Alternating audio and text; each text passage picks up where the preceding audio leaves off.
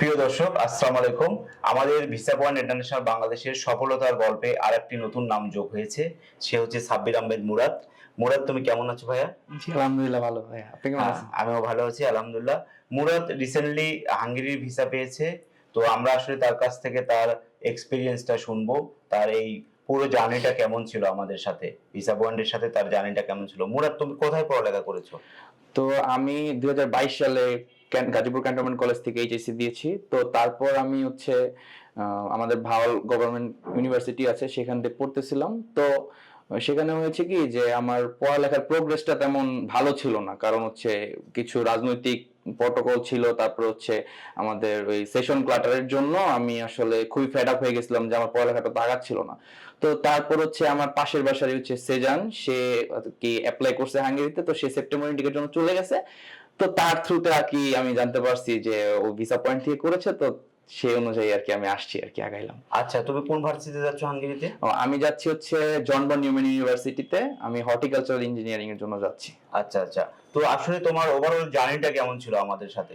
তো প্রথম দিকে তো আমি আসলে খুবই মানে এক্সাইটেড ছিলাম যে না আমি এপ্লাই করছি, এই থ্রুতে আগাচ্ছি। তো তারপর যত দিন গেল হচ্ছে প্রথমে আমি ইন্টারভিউ দিলাম, ইউনিভার্সিটি ইন্টারভিউ দিলাম। তো ইউনিভার্সিটি ইন্টারভিউটা একটু হার্ড ছিল কি জন্য, কারণ হচ্ছে এই বিগত বছরে যারা হচ্ছে এন্ট্রি নিয়েছে তাদের ব্যাক রিপোর্ট তেমন একটা ভালো ছিল না। তো সেই অনুযায়ী আমার ইন্টারভিউটা একটু হার্ড ছিল। যেমন আমাকে ম্যাডাম জিজ্ঞেস করছে যে তুমি জেনুইন স্টুডেন্ট কিনা, তারপরে হচ্ছে আমার গাজীপুর সম্বন্ধে অনেক কিছু জিজ্ঞেস করছে। তো আমি ভালোভাবে ইন্টারভিউ দিলাম। তারপর আমি হচ্ছে যখন অফার লেটারটা পাইছি, তো দেন আমি হচ্ছে এই টিউশন ফি ডিপোজিট করি। তো তারপর হচ্ছে মেইন ইয়াটা শুরু হয় আর কি, যখন আমি আসলে যে ভিসার জন্য দাঁড়াবো, এমবাসি ফেস করব। তো সেক্ষেত্রে আমি বলতে পারি যে ওই অনেকে আসলে 6 পয়েন্ট পায়, আইএলটিএস এ 6.5 পায়, তারাও কিন্তু এবার অনেকে রিজেকশন গেছে। তাদের বিষয়টা হচ্ছে কি, তারা হচ্ছে যখন আইএলটিএস স্কোরটা পায় তো তখন তারা ওভার কনফিডেন্স হয়ে যায়। তো তারা তখন বাসায় প্র্যাকটিস করতে চায় না। তো আমার ক্ষেত্রে হয়েছে কি যে আমাদের মিনহাজ স্যার আছে, সে হচ্ছে ব্রিলিয়ান্ট একজন মানুষ। তো সে আমাকে অনেক সাপোর্ট করছে। নট ইভেন দ্যাট, সে তো প্রশ্ন করছে, ইভেন প্রশ্নের ব্যাকআপে যে আরেকটা কোশ্চেন যেটা করে এমবাসিরা ম্যাক্সিমাম সময় করে থাকে, তো সেই প্রশ্ন তিনি আমাকে বলে দিত যে এই অ্যান্সারটা তুমি রেডি করবা, যে যদি বিপদে আপদে কাজে লেগে যায়। তো সেভাবে আর কি আমি আগাইছি। তো আলহামদুলিল্লাহ তোমার কি ভিসা আইএলটিএস আগাইছি। ছিল?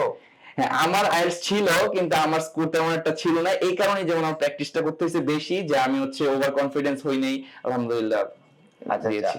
আর আমাদের কাউন্সিলর থেকে শুরু করে সব অফিসের সাপোর্ট এটা কেমন ছিল?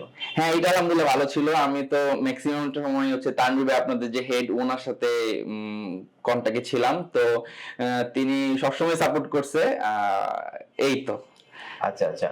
তো মুরাদ, তুমি তো হাঙ্গেরিতে চলে যাচ্ছ। তোমার ফ্লাইট কবে যেন? আমার ফ্লাইট হচ্ছে এই 7 মার্চ। আচ্ছা।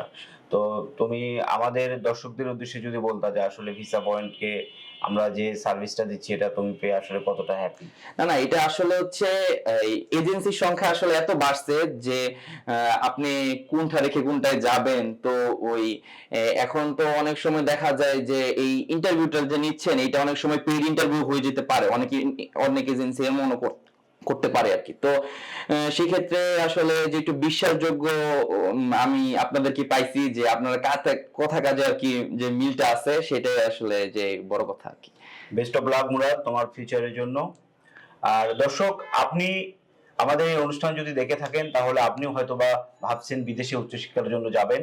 তো আপনি আর ভাবনা চিন্তা নয়, আপনি আমাদের মাধ্যমে অ্যাপ্লাই করতে পারেন। স্ক্রিনে দেওয়া নাম্বার আছে এবং আমাদের সাথে সরাসরি যোগাযোগ করতে পারেন ওয়েবসাইট এবং ফেসবুক পেজে গিয়ে।